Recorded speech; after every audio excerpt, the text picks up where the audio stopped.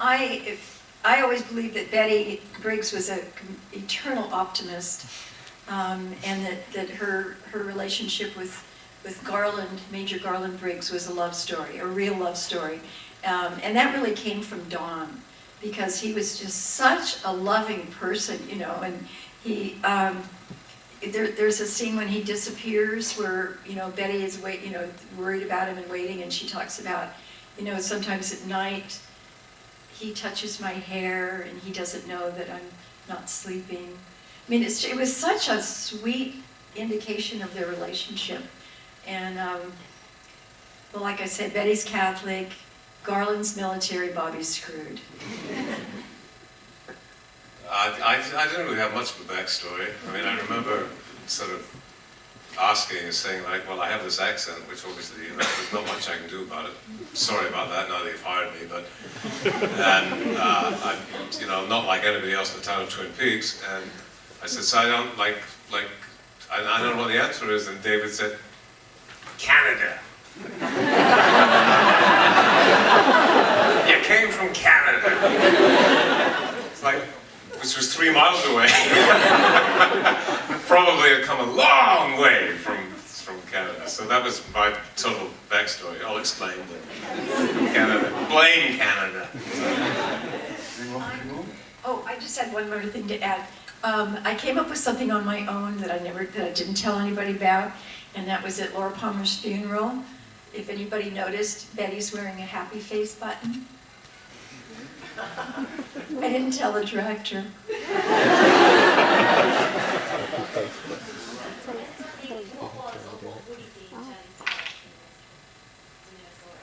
Shelly's talent in the Mr. and Pete's.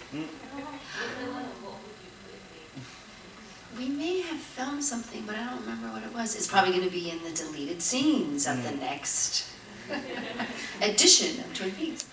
Well, just sort of like behind the scenes, I kind of boasted that, you know, Shelley Johnson really did know how to tie a cherry stem into a knot, even though, you know, Sherilyn Finn's character did. So of course I got caught in that little web, and I went on Rick D's, and he presented me with a cherry stem, and so I had to sit there and like.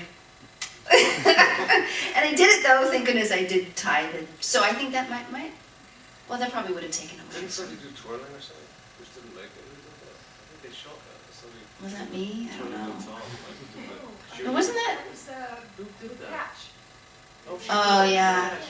She did the whole twirling, did like flips on the stage and stuff. I remember because it was a very long day.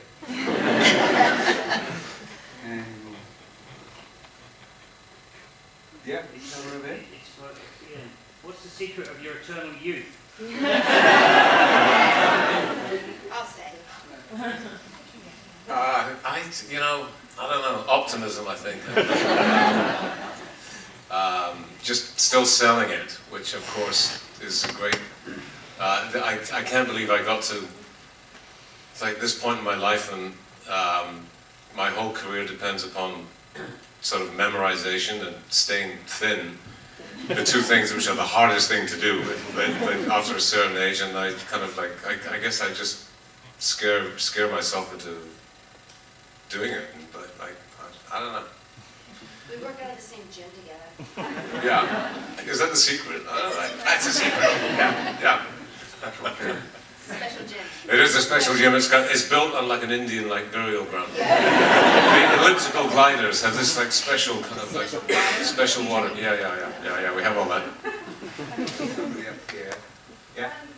Andy is one of my favourite characters, and I just wondered, is he at all like that's in real life?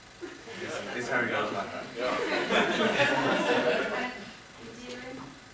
I think the story goes that he was driving a taxi, and he picked up David at a hotel, and David just was mad about it, just his own personality, and wrote him into the show.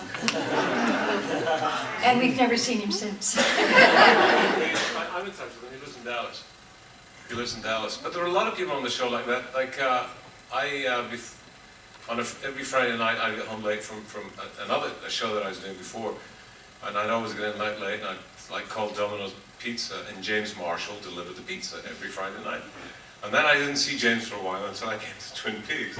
And James said, "Do you not remember me? I used to like deliver pizza for Domino's." And I said, "I do remember you." I said, "What are you doing here?" He goes, "Well, I'm like on the show." I said, "Oh, that's really..." He was blonde then. He was blonde. He was really blonde, yeah. Yeah. He was blonde. And he said I was a very good tipper, which was good. Okay. Yeah, it was very important to hear that.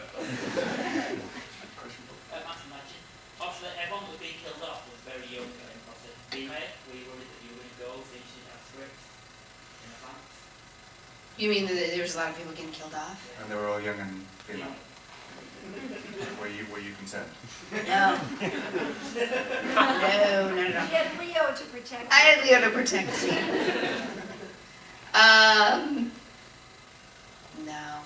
I was oblivious. I had no idea what was happening. I just had so much fun every day, and just the direction that, like, all of the directors that we had on were amazing. They continuing. Leslie Linka Glatter. I mean, oh gosh. We've had so many, like, amazing people. But, and all the cast members that have come through was really amazing. But I don't know. I didn't know. I had no idea what they were doing. I had no idea. There was, of course, I think it was during the second season, Oprah Winfrey invited me out. I think I was doing some publicity or something, but I went on her show as just an audience member just to watch. And she opens the show and she points at me and says, "Who killed Laura Palmer?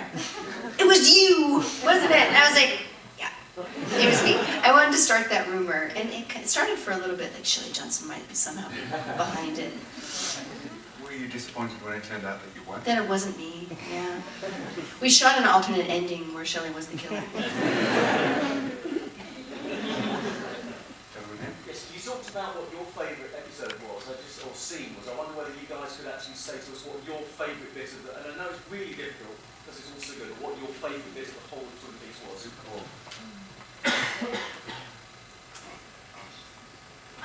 I loved all the scenes that Jack Nance was in. There's a fish in the percolator. He always gave a little extra. It was a real Jack Nance reading. She's dead, wrapped in plastic.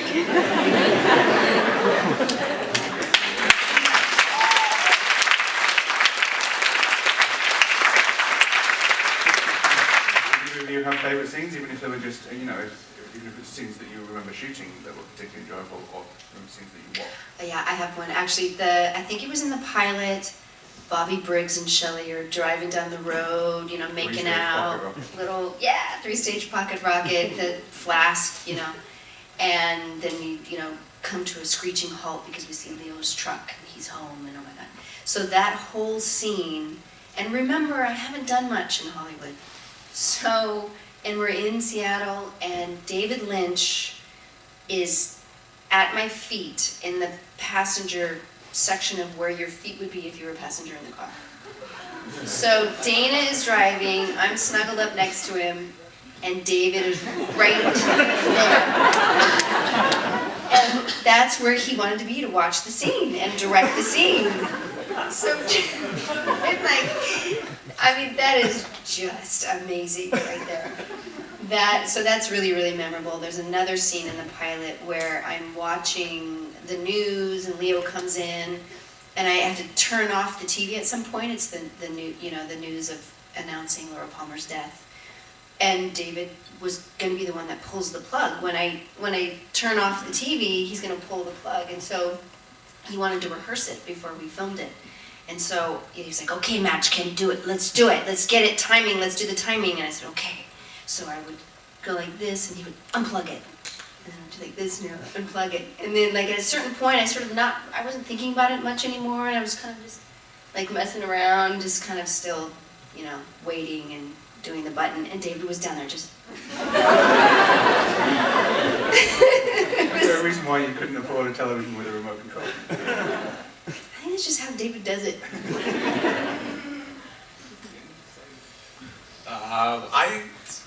I liked everything that Piper Laurie was in. For as much of the stuff that I did, I loved working with Kimmy Robertson. I liked her scene at the diner on our first date, where I offered to take her to Seattle to the Space Needle.